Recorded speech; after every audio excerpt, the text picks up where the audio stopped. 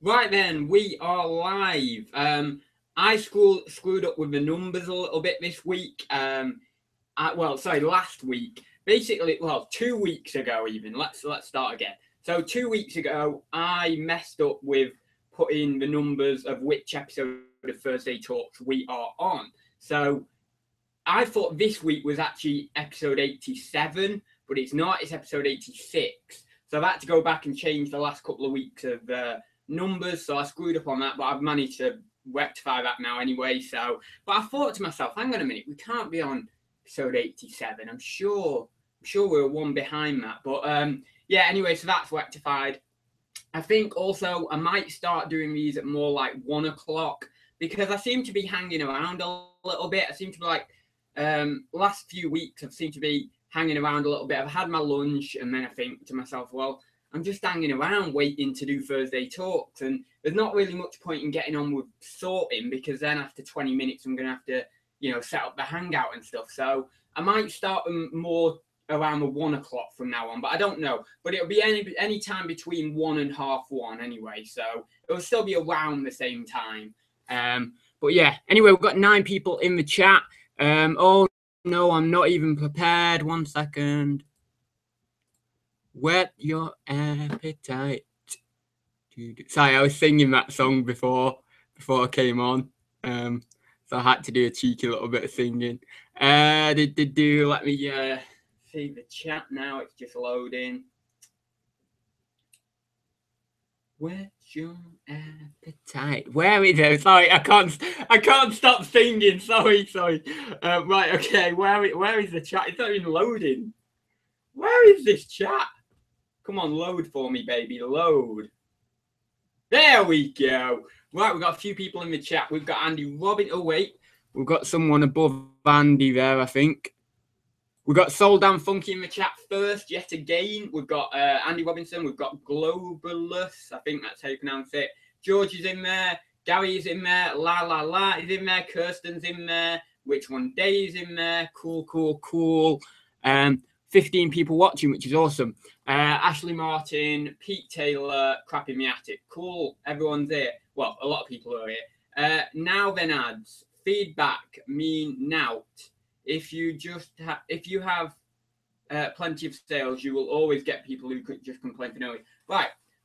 What I mean by the title is we've got defects now. 1 second. My webcam's on. I'm just going to check as well if we're in focus.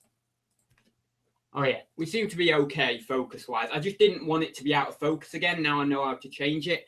Yeah, what I mean by the title is, we've got defects now, and defects are the one that really affects your account. For me, and I've heard other people say this, and I agree with them when they say this, feedback is generally just for the buyer. It doesn't really mean, this is my personal opinion, it doesn't really mean that much for the seller. Okay, yes, if you have, 80% feedback or something horrendous, or even maybe like 94, 95%, all right, it might affect your sales, and then obviously it becomes a problem. But I mean, if you've got above 98, 99%, I mean, I think I'm on like 99.7%, 99. I mean, it's between 99.6 and 99.8 anyway. And, is it really that important? As long as you're in that bracket, for me personally, I don't think it's that important. I was going to put on the title, is negative feedback important anymore? And I think that would have been a bit misleading because I do think negative feedback is important, and it's important to give people a good service and to keep that negative feedback low. But I don't think overall, generally, if your feedback is good, I don't think it's that important anymore. I honestly don't. But when you're getting into that, lower numbers of feedback and you're getting more and more negatives, then it becomes something you need to look at. But yeah, people, throw your ideas in the chat, throw your opinions in the chat, all that sort of stuff. We'll have a bit of a ramble today. And yeah, that's that. So, you know what it's like. We always go off topic a little bit, and I don't mind if we go off topic a little bit because that's what Thursday Talks is about. It's a bit about reselling, a bit about having a bit of a ramble and a bit of philosophical debate on various different things. And yeah, we leave it at that. So yeah, throw your comments in the chat about the whether you think feedback is important, essential, you know, in today's eBay world. I think, you know, definitely 5-10 years ago, I think it was a lot more important than it is now. I can't remember years and years ago how important it was as me as a buyer on eBay. I can't remember. I mean, I've never really put much of a premise as a buyer on feedback. So, I mean, other buyers, yes. I mean, I'm sure there's buyers out there that are very meticulous. They'll go into all your feedback. I'm sure these people exist. Go into all your feedback, read all your comments, or almost all of them. Oh no, he's got one bad feedback, we can't buy from him. Or, oh no, he's got X number of bad feedback, we can't buy from him. But then again, I think the general buyer will just look at the percentage, think, yeah, you know, it's over 99%, or it's 100%, or it's whatever it is, I'm happy, I'm going to buy the item. They might read a couple of comments, but that's about it. Negative feedback given to me due to eBay stating wrong and unrealistic delivery time for the second-class product.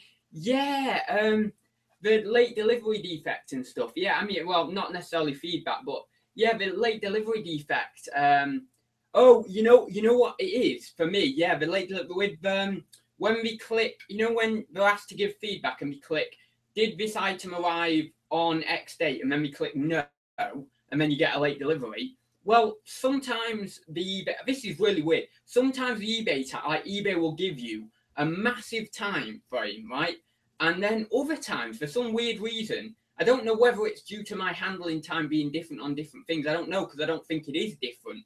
I'm pretty sure all but a very, very few selects of my items are on the 2-day handling. But it seems like sometimes they'll give you a long period of time to get the item out and get it delivered, like the estimated delivery date. And then other times it'll be like really, really, really short. I don't know. Maybe it's just me. But yeah. I think eBay is at the point now where buyers feel more comfortable with buying on the platform with the buyer protection. Very true, yeah. And they're pushing that buyer protection quite a lot. So feedback isn't as important because buyers know they can get their money back. Yeah, I've seen all that on the home pages time and time again. They can get the money back pretty easily, no matter how good or bad the seller is. Yeah, I suppose so. I will tend not to look at feedback too much on when I'm sniping. I just generally snipe. I just generally whack the bit. I'd say I snipe. I actually don't use any sniping software. I just bid.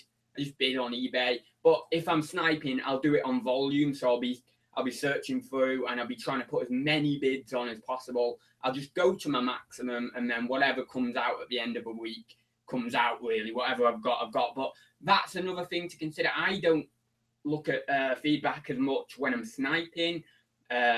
Although that could be one that's a double-edged sword, really, because if you get an item and you just end up having to return it anyway, if you've got an item with crap photos or someone with crap feedback. But the thing is, if you don't go for those items which have crap photos or, you know, maybe not the seller has bad feedback, but just like crap photos, crap description, then you might not get the best price when you're sniping. So sometimes you have to take that risk when you're sniping.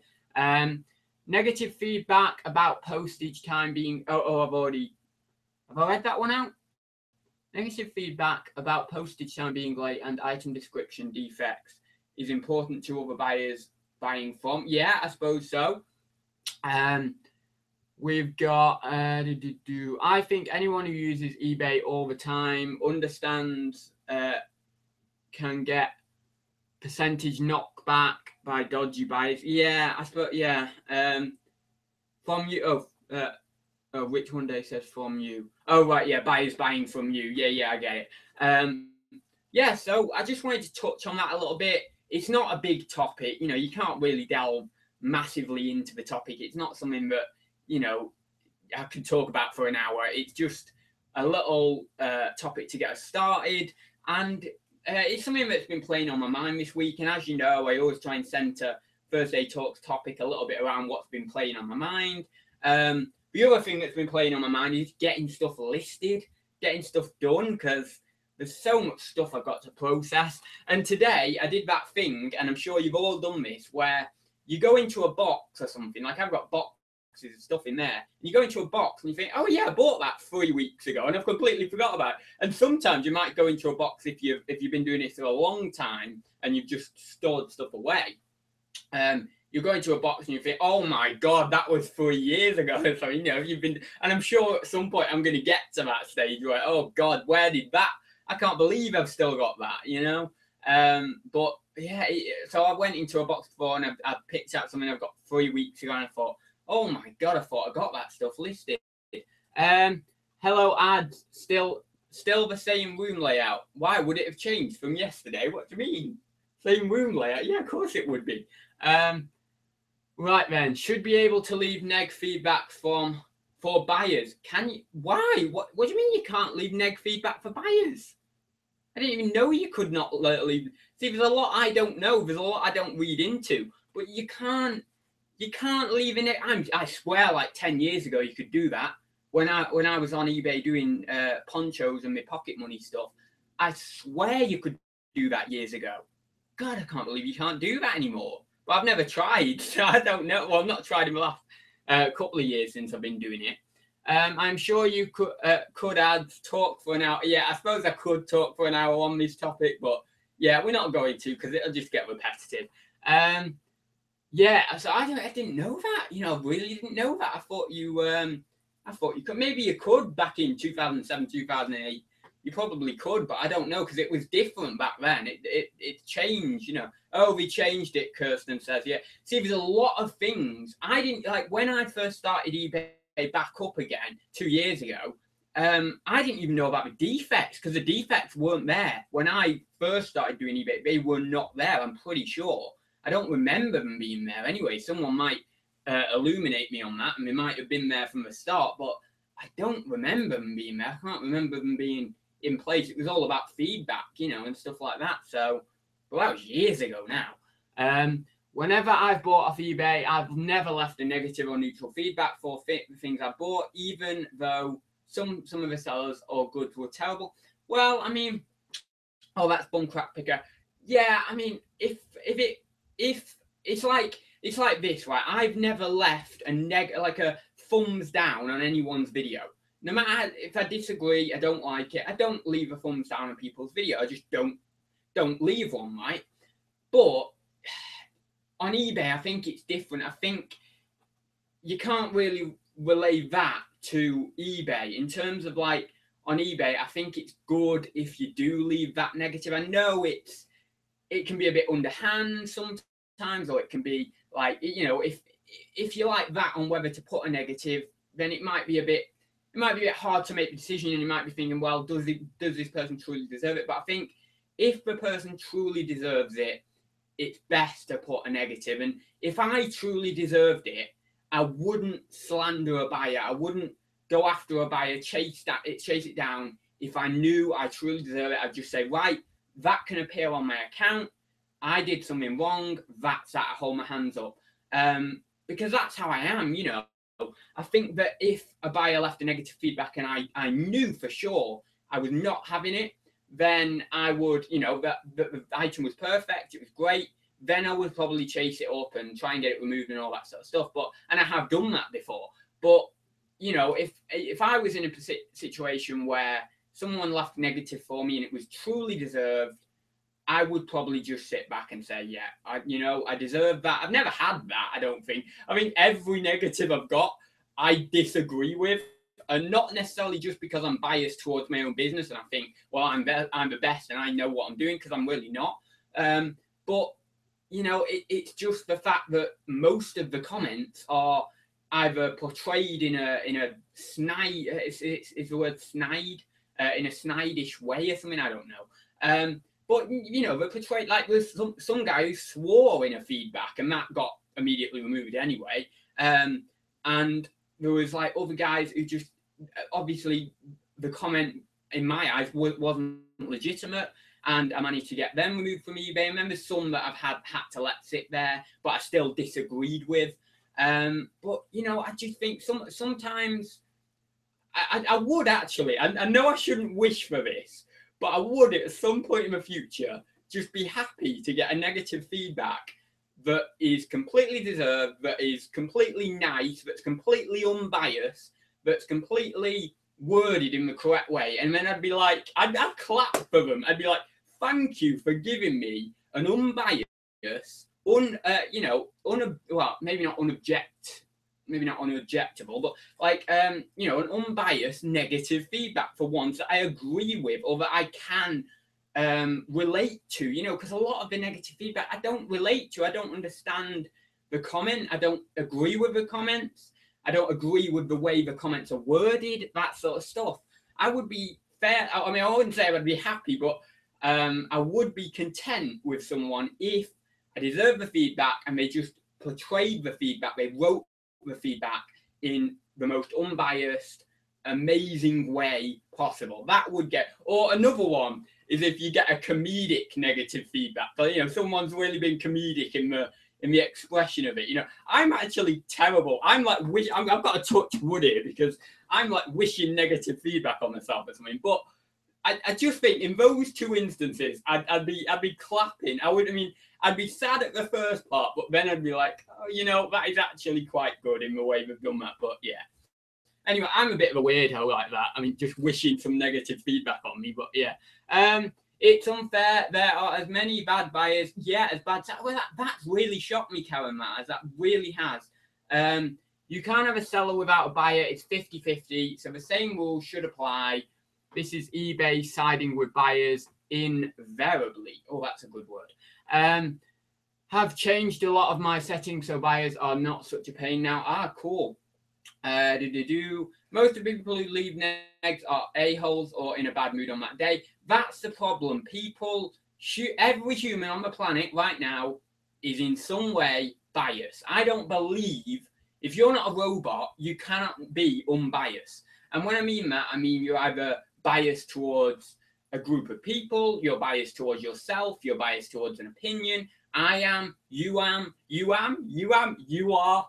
And that means that when someone leaves negative feedback, because they are biased towards themselves in that moment, and they feel cheated and they feel that's not right, they go, you know, they get angry and then they become more biased because anger makes you more biased, or any, you know, big, bold emotion can make you more biased. And then they type this comment and then they post it, but then they may look at the item again and they may think, well, hang on a minute, or they might look at the listing again and they might think, oh, hang on a minute, I didn't see that, you know, in the photo. Actually, what have I done? I've left him a negative for, you know, too quickly. You know, I didn't look at the photos properly. It was my mistake. Then they feel bad and all this. And I don't know whether we can revoke the feedback or something, but I think we can. But, you know, we might go through that, but we might go through that process. But, you know, that's what I'm saying. It's this bias. That's the thing. And my life's work is to try and be as unbiased as I can in situations. But of course, because I'm human, it's not that easy. I mean, there are, I've often said this to my mum, I've often said this to my friends. There's some aspects of robotics that I would really like inside myself, to make me more efficient, less biased towards people, not necessarily like Cyberman crazy, like, you know, get rid of the emotion or anything, but you know what I mean? It just make me more efficient, you know, and like a super kind of human. But I suppose that's, I don't know, maybe that's my youth talking again. Let's see. A seller should always be able to save a situation, and negative shouldn't be necessary. Yeah, actually, that's a good point, that is. Yeah. They should be able to, whether that's a refund or, I don't know, returning the item or whatever it be, you know. Yeah, I suppose it is true. But then you get people who leave a negative after this, you know, the situation has been resolved, and then you think, oh no, you know, why did you do that? I have a 3-question rule. If a customer asks me 3 stupid questions before buying an item, I will block them to prevent any issues. People who ask me questions always seem to be problem customers. Well, I've had a few people ask me questions, and I would disagree with that statement. Oh, does the cat want to come in? There you go. I've had a few different situations where like people have asked me questions about maybe they've done it, they've purchased something through me, or maybe they haven't, but they've asked me questions, and then once I've resolved that question, solved the problem, or whatever it may be, they've been really, really good about it. And it's not that they are a problem customer necessarily, but it's just that they, they're inquisitive, they're curious, and they need some more information. So I wouldn't agree with that statement fully, but I do understand what you mean by it. Like, there are a lot of customers that seem to ask you questions, and then maybe it's their ignorance, I don't know, but something seems to create a problem or something. But we're resellers, we should be happy about dealing with those problems at the end of the day. And any problems that come up and arise, you want to be trying to get over them as quickly as you can. And when I say get over them, I mean, actually deal with them, resolve them. Right, I just shut this door again. Right then, wow, we've got a lot of chat in here. DJ Winnie says, idiots opening cases because item did not arrive on expected arrival time. Jesus, give it a day or two. That's what I actually say in a message. Because some people message me first and then other people open cases. But if they message me, luckily, I'll then just say, sometimes things can get caught up in the Royal Mail or the Hermes system. It's been X number of days. Can you please, would you be comfortable with waiting an extra couple of days? That sort of spiel. And then say, if it hasn't arrived by the end of X date, please contact me. I'll resolve the issue. I'll find out some more tracking information if that's possible, or whatever it may be, and then I'll resolve it further there. But yeah, it's one of the things, and I am really seriously thinking, and now I know a lot of other YouTubers have said this as well, but I'm really seriously thinking about sending everything tracked now, and not, because I'd still do untracked for a lot of lower value items, and I really do think it's worth sending tracked. But then again, it eats into your margin, or I've got to charge some extra postage, and it doesn't. So yeah, it's one of them things. I don't know, but I think it would be worth it in the long term, Add what is written on the door. Oh, this is my mum's idea of a bit of fun. Well, not a bit of fun actually, a bit of annoyance. So it says here, and I'm sure you all had this when you were 21. I'm really sure you didn't have this when you were 21. But this is how annoying my mum can be, because sometimes I have my lunch up here, and then I don't take it down, like in the day now when I'm on my own here. I'll have my lunch up here, and then I either let the crockery build up a little bit. Like, for example, I've got my mug from breakfast, and I've got my mug from lunch. I know it's an inefficient system having 2 mugs, but my mum has about 50 million mugs, and if I don't use them, then there's no point in having them. But when I get my own place, I'm going to only have 1 mug, just for the record. I'm not an idiot. I don't have 2 mugs. What's the point? What's the bloody point? What's the bloody point? Anyway, right. So it says, take all used crockery downstairs. Do not leave food about. Okay. Well, they're pretty much one and the same, because the food is going to be on the crockery. Empty bins. That means that bin there, because I let it overflow with like the label, the bits that you get off the labels and stuff like that. I'll let it overflow with that. And then do not pile stuff on landing or by the back door. And that is to prevent me from getting my dad annoyed, and sometimes my mum annoyed if there's too much stuff laying around. And right now, this is really comical. When my mum and dad aren't here, I break like every single rule. And I've got stuff on the landing right there, like loads of stuff on the landing right there. I've got, I don't think I've got anything by the back door at the moment. I think I've got maybe 1 or 2 items in the living room, but not much. But most of it's in there. But anyway, yeah, that's what I'm meaning. I break like almost every rule. But yeah, that's that anyway. It's a bit comical. Right then, where are we? Ads, what's your opinion on buyers with private feedback? I don't know. I've not really looked into it. I know that exists. I got taught it by one of my friend's dads, actually, who does a little bit of eBay, but he doesn't really do much. But he then said about this private buyers feedback or something, and then I looked into it, but I don't know. I've not looked into it that much. I don't really have an opinion on it. It's just what it is really. I don't know. I'd have to properly look into it more. I sent. Oh, right. Oh, great. So I knew I got these. Right. I was like, who the hell has sent me these?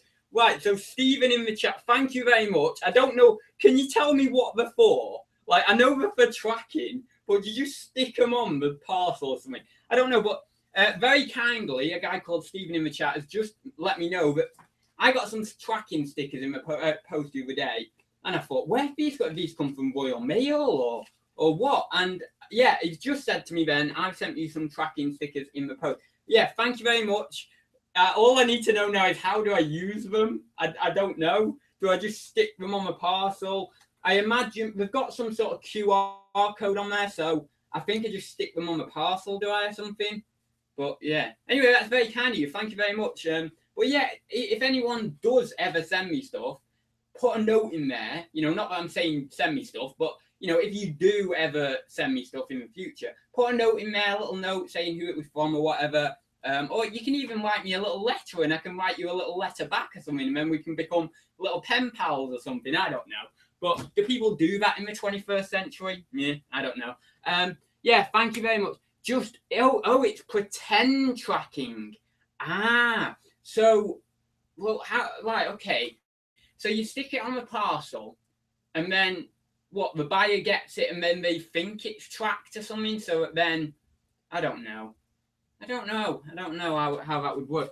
The amount of tracking stickers I see that are fake, maybe that's what it's for. They never scan. What's it? So you stick it on the parcel so then people think it's tracked or something, and then that helps you in some way. I don't know. I've got to think about that one. I knew a nuclear physicist who only had the minimum of crockery to keep washing up down until they say, right, okay. They say it stops about HVAC. Yeah, I get it somewhat now. Yeah, it's about, yeah, I get that. I was just trying to wrap my head around it. Right, he until one late night he wanted baked beans and put them in the microwave in a carrier bag. Guess what? What? He put baked beans in a carrier bag. Oh my god. Anyway, yeah, thank you very much for them. I will use them. That will be very good. That'll be cool. Right then, loads of fake claims when they know it's untracked. Wait, hang on a minute. What's thingy? Stops the scammer from telling you they haven't received it. Oh, right, okay, that's DJ winning saying that. I knew. I've already read that. Fake the fakers. Yeah, I suppose that's exactly what it does. Yeah, so that's cool. And I was like, they just sat there on my desk for about I think I got them a couple of days back or a day back. And I thought, what are these? What do these do? I think it was Tuesday maybe I got them. I was like, what? Who sent me? I thought, is this Royal Mail sending me these out for something or other? But I really didn't know. So thank you for letting me know anyway, because I was puzzled on that one. I just sat on my desk thinking, what are these? Cool. Where do we get these tracking tickets? There's probably some on eBay. You probably type them in. You probably get them for quite cheap. I don't know. Just maybe type in. I don't know. Yeah, you might be able to get. Ask Stephen in the chat there where he got them. How can we send you stuff? I don't have a PO box. I was gonna get a PO box, but it's too much expense for me. It's like 240 quid a year, and if I'm only getting stuff sent to me by subscribers, it's just not worth the expense. You know, if I had, more of an, maybe more doing online bit. Oh no, actually, I could send my no, it's pointless, isn't it? I was just gonna say I could also send my sniping stuff there to make it worth it, but what's the point if it's coming to my house directly? So I don't know. I was gonna get that. I don't really feel like comfortable that sharing my address, so I don't know. I might do something in the future so that then people can send me stuff, but I doubt anyone will really want to send me stuff anyway. It's not worth the PO, but yeah, exactly. It's just not worth it, How are you getting on with your Kaching Club challenge this month? I don't even know what it is. I'm gonna have to check with David. I don't know. I don't even think we did one. What is it? What is the challenge? I've completely forgot. I don't even know. Over that, I send by first class and for I use them for items under £15. Yeah, that's cool. They are on eBay, the stickers. Cool. Yes, they're on eBay. Cool. Stephen says your address is on your eBay listings. It is. I probably shouldn't have read that out, but yeah, it is. So people could get access. I mean, this is the problem with eBay, and I've talked to a few resellers about this. That it's quite easy for people to get a hold of your address, and I think that Nick said it in a video before he was going away. You know, that the fact that his address is on eBay, and if he's got holiday mode on or something, people know that they're away on holiday, and you know, because they've got holiday mode on, and they can see their address. It's like, you know, surely that's a big no-no for that should be a big no-no for eBay, really. But yeah, I mean, it's like on this channel, I know I don't ever go on holiday, but sometimes my mum and dad will go away on holiday. I never talk about that on this channel, even though I'm house sitting for them essentially. If they go away, I don't want that known until they're back, and then I'll say, oh, well, they went away. Because, you know, it's like if I went away, if we all went away, it wouldn't be known. What I would do is, to keep the flow of videos, is I would pre-record my videos and then just post them out. On the Thursday, I would do a recorded I'd do a recorded version of Thursday Talks. Now, by that point, people would get suspicion to think, oh, well, he's somewhere else because he's done a recorded version and he usually does it live. But by that time, you know, it'll only be another couple of days until we're back. Say we've gone away for 7 days, Saturday to Saturday, Sunday to Sunday. And that's cool. But I would go to that extent, you know, because I want you guys to have content anyway. So I would just schedule a few videos to upload. And also I wouldn't be talking about it, you know, on YouTube, because I don't know, that's what my mum just said. You know, she thinks it might not be best to do that. And I agree, you know, especially with the fact that your eBay, you know, your eBay address is on your listings. Yeah, but anyway, what Nick said was really valid about holidays. Yeah, it was. Get CCTV. Well, yeah, I mean, but the problem about security, right? If you create, for example, if I created on this house, you know, a couple of security cameras and an alarm and this and that, what does that say to people walking by? It says there's something in that house worth protecting. So then, maybe not these opportunist thieves, but you know, proper burglars or whatever will then think, oh, you know what, that house, you know, they're maybe a bit well off, or they've got a bit of money to spend on security, so there's something in that house worth taking. Then we start doing the recon, and when these guys start doing the recon, they are good at it, and then they will get an opportunity and they will rob your house. So you've got to be careful with security. You've got to be careful with how much security you're putting on a property, because it attracts people. It makes them think there's something in that house worth taking. Granted, if you just had one alarm or one camera or something, it's not that bad, but you've got to be careful of how much you secure your property, because that can be a downfall as well. Yeah, I know it is quite crazy how much in detail I think about every single thing in life. I am aware of that. But yeah. Get Danielle to house sit, lol. What does recon mean? Recon means when you're, what's the full word for recon? It's, I don't know what it's short for a word anyway. It's where they're, you know, maybe they're assessing the house and assessing your movements and when you're going in and out. And, you know, police do it in vans, and they assess the movements of criminals, or, potential criminals and stuff like that. But it's recon. What's it short for? Weakened valence or something. I don't know what it's short for, but recon anyway. You would get CCTV indoors. Oh yeah, you could put it indoors, and that wouldn't. Yeah, that then wouldn't attract people because you wouldn't see it. Reconnaissance. That's it. Reconnaissance, not weakened thingy. When the doorbell rings, you can see and speak to the visitor. Oh, what's that? Oh, for a CCTV, yeah, I suppose so. Yeah, reconnaissance, very, very cool, very, very cool. Very cool word, isn't it? Reconnaissance, reconnaissance. We're going on a reconnaissance mission. You know, just very cool word. Lol, my spelling, reconnaissance. Well, it's not that bad. It's not that bad. You're only a few letters off. Yeah. So, what else to talk about? What else have we got to talk about? I don't know. Ugh, don't know. But yeah, oh yeah, so that was it. So yeah, if you really want to send me stuff, there is ways of getting my address, but I don't want to advertise it directly on my YouTube channel until I've got some sort of separate address where people can send me stuff. I mean, in a couple of years, I might have a separate address that people can send me stuff. I don't know. But that would be an address that I would be happy for people to send me stuff. So yeah, that might be something further down the line. But I don't want to get a PO box. It's like 120 quid for 6 months or 240 or something for a year. It's not worth it. Now, if I had a channel like PewDiePie or whoever, they probably get bags of fan mail a day, or bags of items a day. It's just not worth it for a channel of my level. It just isn't worth it. So no, I won't be doing that. But yeah, I'll leave it at that anyway.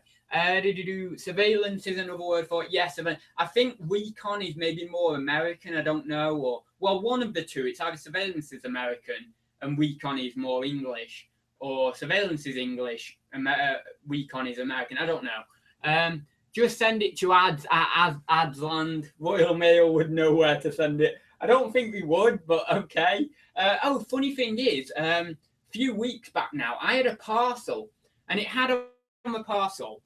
Well, actually, I just thought I might have shown me address on that when I turned it up. But anyway, I had a parcel, and say on here it says my name, and I had all that was on this parcel was my name, and I believe the postcode. There wasn't even the number of the house or the address. So obviously the postman knows me, and he knows my name, and he knows it on the parcel, and he knows which house I live in. So for some reason, it's managed to get to this street with the postcode, and then the postie, knowing me and knowing my name and that, he knew it was my house. So then he dropped it off. But that was crazy. It only had my name and the postcode. There was no street address, no county, nothing like that. So it was. I was amazed that got to me. But I suppose all we really need is the postcode, really, to get it in the right area. And then if the postie in the local area is quite, a local guy and a community spirit guy, he'll know where these names are and all that sort of stuff anyway. So. Yeah, I mean, it was lucky it got to me. Actually, a postman would, if it's a regular, what's he saying up here? A postman, would if it's I mean, like, we have a regular around here, been coming around for years and years and years. Quite a few years anyway. It must be 5, 6, 7, 8 years or something. I don't know, I can't remember, but, quite a few years. But he was on holiday the other week, and obviously I had to get things from another postie, but we have a post bin at the side of the house, and they didn't know to leave the stuff in the post bin, and it just got a bit annoying because I had to keep going to the thingy office, and these weren't signed for parcels, so usually you just leave them in my official safe place is what we call it. If they're, not signed for. If they're signed for, you have to go down and get it anyway. But these people didn't know I had this safe place, so we kept going to the Royal Mail office, and I had to go up there about 3 times in 1 week. We do a system called 3 tries over 3 days to guess the incorrect details before we send it back. Cool. It's a right pain when you work from home, nasty little firms like Who'sology, then print your address with the mobile number all over the internet. I keep complaining to the people like Who'sology. So what's Who'sology? What's that? I've never heard of that. The cat is getting in the bag. What are you doing, little one? What are you doing? We've got Hitman UK is in the chat. Hi there. You must have a good postie. I do have a good postie. I do. As I say, we've always had a good postie. He knows, I think he knows I'm a reseller, to be honest, as well, with the amount of parcels I get from sniping and things like that. And he always sees me going up to the post office with a great big sack. I've never told him or anything, but I just assume he'd know by now, which he probably does. Actually, the safe place thing, never leave a note on the door saying put it in the bins, as postmen are supposed to ignore it. Could be anyone who puts it that on your door. Yeah, we don't do it. We've not done well, we did do the note on the door for a while, but I think my mum approached him like separately to say this is what we would like to do, and then he's just done it. He's just done it. But no, that's very true. If anyone could just put a note on, like anyone could just walk up to my door, put a note on the door, put in bin, and that was it. And then you don't, the person of the house doesn't know where the hell it's gone. Well, actually, no, we would know where it's gone because they'd put a card through the door, wouldn't we? But yeah, Who'sology, I think that's how you pronounce it, are one of the main firms where you can look for people's details from their email. Oh no, I don't like that. Oh, I don't like that. That is not good. That isn't, no, don't like that. Get a PO box. I would do, but it's too much. It's too much. Like I barely make 240 quid a year from YouTube. It's about 20 quid a month from AdSense itself, but then plus on my Amazon, well, maybe like 40 quid between Amazon and Google AdSense and Amazon Associates. But say that's 40 quid, then that's like say that's 500 quid a year between Amazon and Google AdSense. But then 240 quid of that is just gone, basically. And just think of how many hours I put into YouTube. Think about how many hours a week. I do at least 2 live streams a week, and they're at least 30 minutes long, if not an hour. So that's like 2 hours a week there, plus my editing of like the comedy shorts and videos that I do like that, and sales updates that, obviously I'm editing and I'm doing as well. So there's all that, and then tagging videos. I didn't tag this one, but because I couldn't be bothered, but tagging videos and doing this and doing other live chats with other people, and oh my god, there's a lot of hours that go into it for a very small amount of work. Like there's probably, let's say I do on average YouTube 8 hours a week. Let's say that, so a full day a week. Times that by 52. Let's do this properly. I'll actually work out how many hours I'm putting in on average a year. Obviously, it goes up and down a little bit, but let's say 8 times by 52, 416 hours divided by, let's say, 500 quid. I'm on, oh no, wait, that's wrong. 500 quid divided by, what was it? 8 times 52, sorry, 416. So 500 divided by the 416, that's the right way to do it. I'm on £1.20 an hour. How beautiful is that? How amazing. That's great, that, isn't it? So, a lot of people, I'm not getting into the YouTube money debate again, because we've done it about 1,000 times, but, a lot of people do say, when they say they don't make a lot of money from YouTube, and they hardly get anything per hour, it is completely true. It's crazy, Plus the time it takes you to dress up as Danielle and put your makeup on. Very true. I'm gonna get comments like that for the next few weeks. Next few weeks at least. I just know that. I enjoyed it. It was good. The comedy short cost me considerably more than I will ever get back on YouTube. In actual fact, I can't even monetize that video because it's not fit for advertisers. Get that? That's funny. So yeah, I mean, I literally, and I'm actually thinking of taking monetization off all my comedy shorts, because I do, just to show people, that I do that side of things, and even all of YouTube really, but for the love of it, I just love doing the comedy shorts. I love seeing people's reaction, and I don't mind spending a fair bit of money on props to do those, just for the love of doing them. And maybe one day, I don't know, I'll get picked up by some film guy and say, oh yeah, you know what, he can do something here, he can make some moves, and maybe if we've got our head in the clouds a little bit, maybe someone will, pick me up and say, yeah, you can be on a little 200 grand contract or something a year, do me this, do me that, or whatever.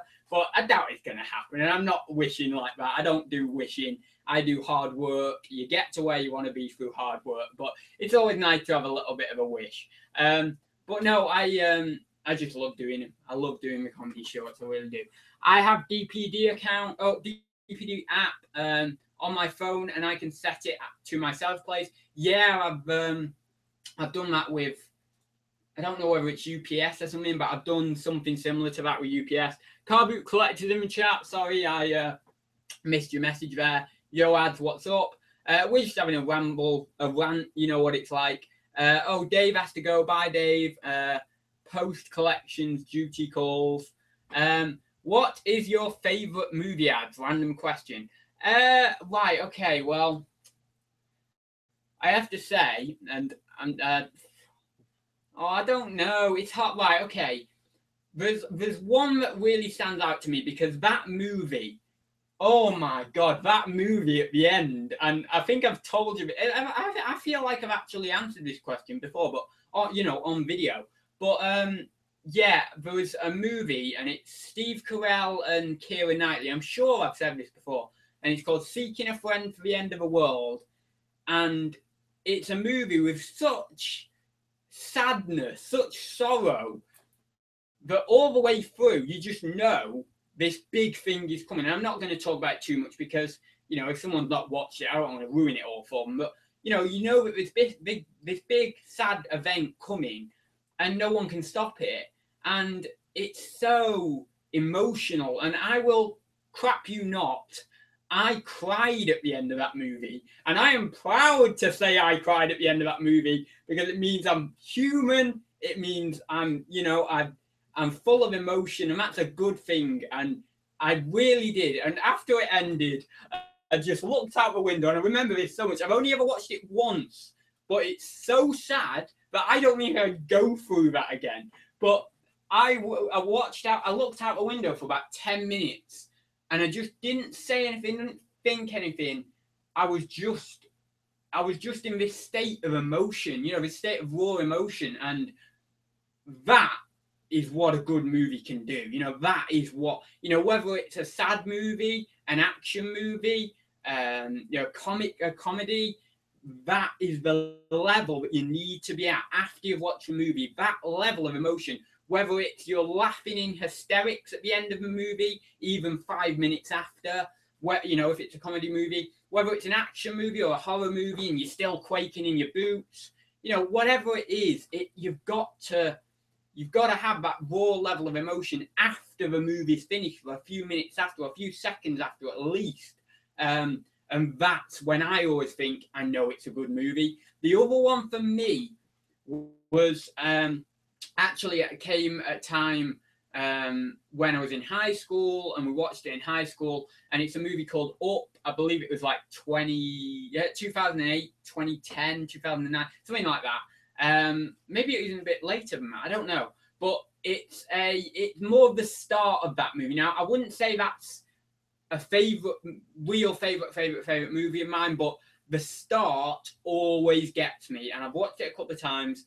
And the movie is good, but I wouldn't say it's like up there with loads of other movies. But the start of it is really it's sad. I mean, it's happy, but it's sad because the guy, you see the guy when he's a little boy, and it must be about 1940s or something, 1950s. And then, you see him grow up, and you see him meet this little girl, and then they don't get married straight away, but, they have a relationship, get married, have a kid, all that stuff. Oh, no, I don't think they have a kid, actually, do they? No, I don't think they have a kid. But they get married and all that, and then you see her every day putting his little his tie on to go to work, and he's getting older and older and older and older and older as all these days are flying by. And then one day you see her putting on his bow tie when he's an old man, because he doesn't go to work anymore, but he still likes to dress smart. And then you see that the wife's died, unfortunately, and it's, oh God, honestly, oh God, sorry. But the reason that gets me so much, is because at that time in my life, that was what I envisaged my life to be. That, you go to work, you do this, you grow old, and then something, you die or whatever. And that's how I imagined my life would be. And the biggest thing with that is the guy had glasses And I really liked bow ties. So it was like, it was more of a relation to me than maybe other people. So yeah, it really got me. It really did get me. And yeah, it speaks to you, because when you look at life in that way, when you look at life in the simplistic way of what it is, you know, you're a child, you're you know, an adolescent, you're an adult, you're older, and then unfortunately you die. When you look at it in that way, it can be very pessimistic, but on the flip side, it shows you all the time that you've had. So that's why it was very emotive, that first section, and they did it very, very well. I think it was Disney Pixar who did that, I'm not sure, but they did it very, very well. They executed it perfectly. You saw the life, you saw the happiness, and then you got that, you know, that very emotional, sad part.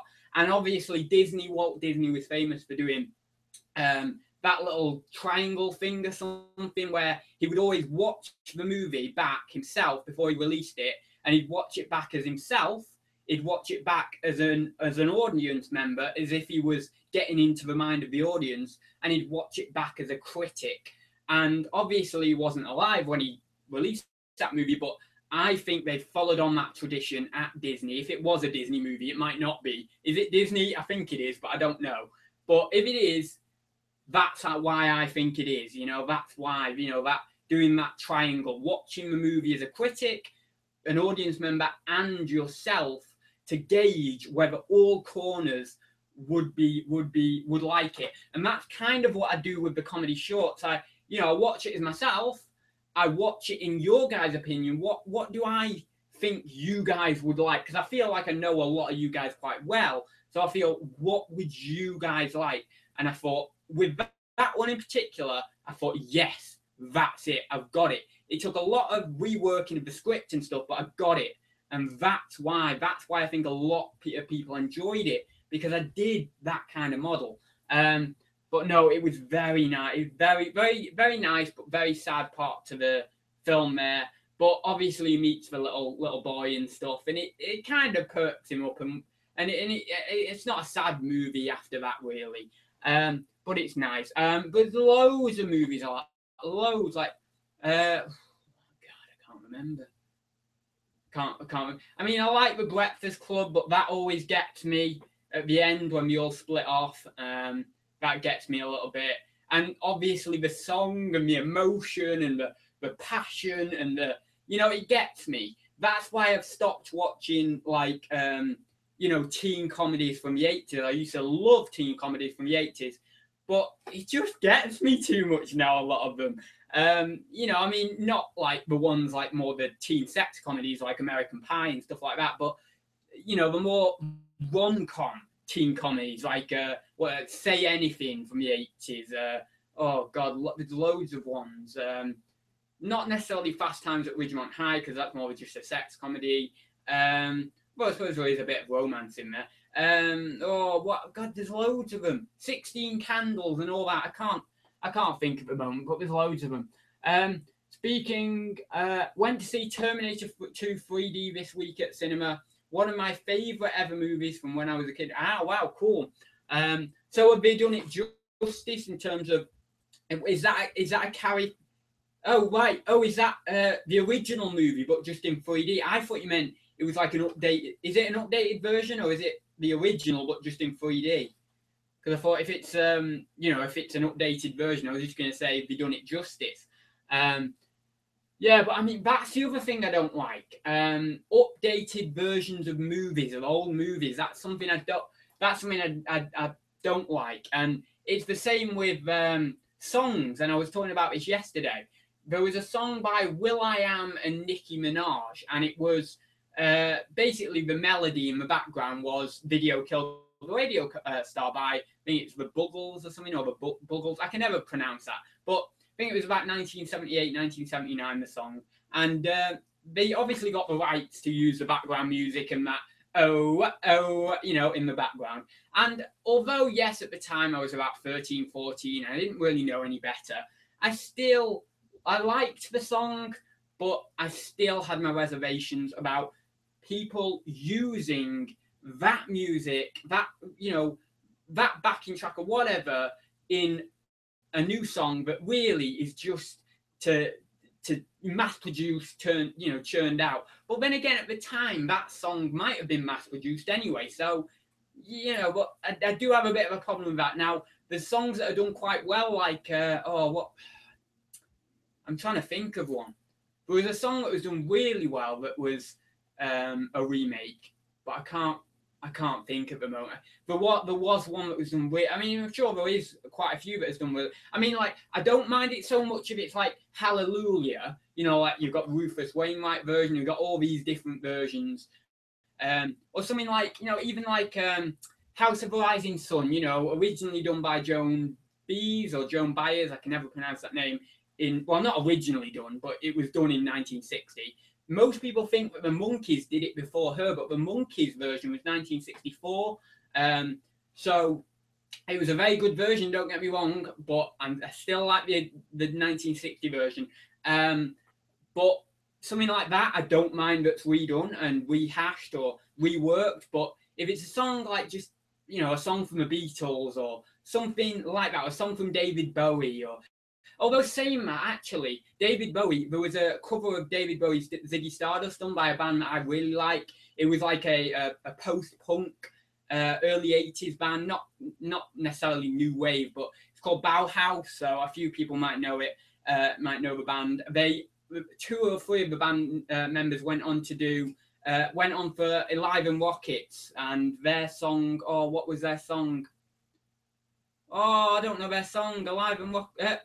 Not Alive and Rockets, Love and Rockets, So Alive, that's it. Love and Rockets, So Alive. And two or three of the band members of Bauhaus went to do that, and that was about 1989, I think they released So Alive. And great song, totally different angle. You wouldn't know that those band members were in Bauhaus. It was such a different angle, but yeah, I love that song. What was that? Anyway, so Bauhaus, they did a version of Ziggy Stardust, and I actually find that version okay. It's okay. But when people do that, I'm not too keen on it. Oasis Wonderwall is a remake. Is it? Wow, I didn't know that. Well, I didn't know that, George says. No, I didn't know that. So that's some new knowledge. I'm going to have to Google. Well, I don't know. Maybe you could just tell me who did it first. But yeah, I could Google that as well. Eminem and Dido Stan worked, but generally I agree with that. Yeah, I just think there's a few that work and there's a few that don't. But I'm sure there's people who could name a few that has worked, and I would probably agree with them. But most part, I just don't like it. For me, this is what I think when I think of a remake. Let me paint this picture. The year is 2250, right? And these little kids, because they are little kids to me, because I'm like their great granddad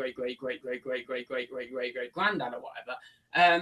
But they're kids to me. They're like, oh yeah, you're little kids. But then they think, oh yeah, that song from the 1960s was quite good. Let's just do a rehash of that.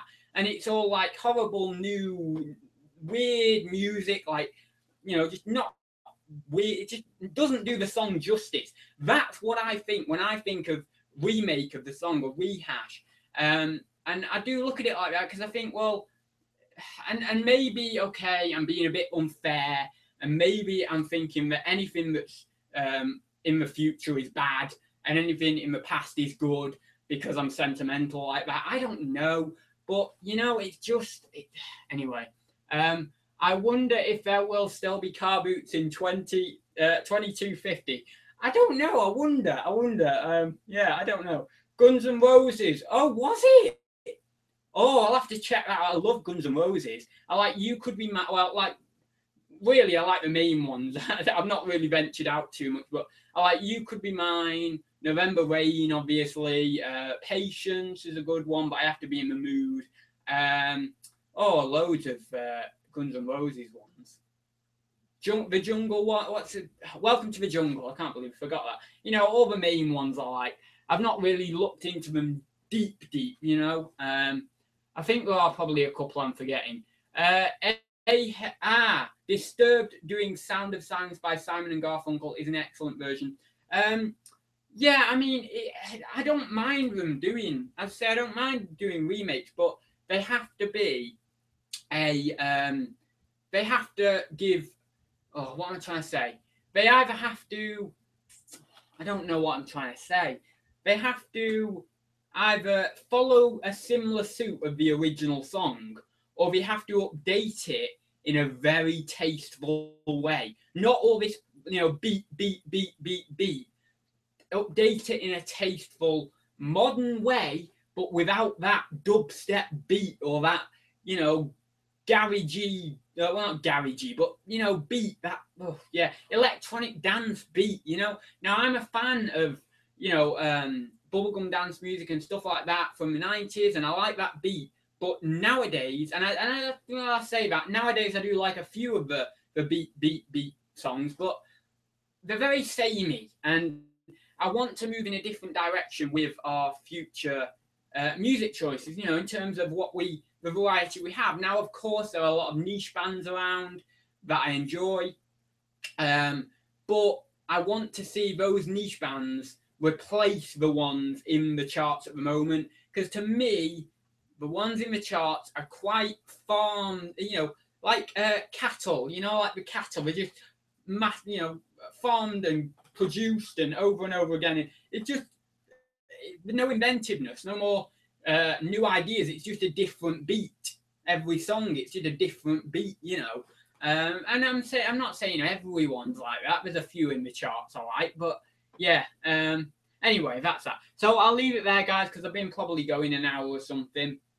Yeah, someone's asked about who originally did Wonderworld. Yeah, Guns N' Roses, they said. Agreed. Disturb have done really respectful version of that. I've not heard that, so yeah.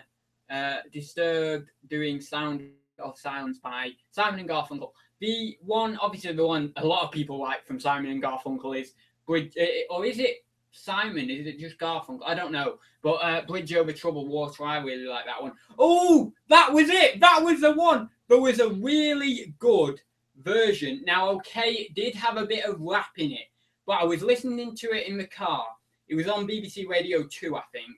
And there was this woman and then there was this rapper, and they made it work, and they influenced a little bit of rap into the song, but I actually really liked it. Now, some other people may say it's a bit distasteful, but I think the rap worked in a sort of level, on some sort of level. But yeah, it was Simon and Garfunkel, Bridge Over Troubled Water, and then it was an updated version by this, by these two singers, one rapper and one singer or something.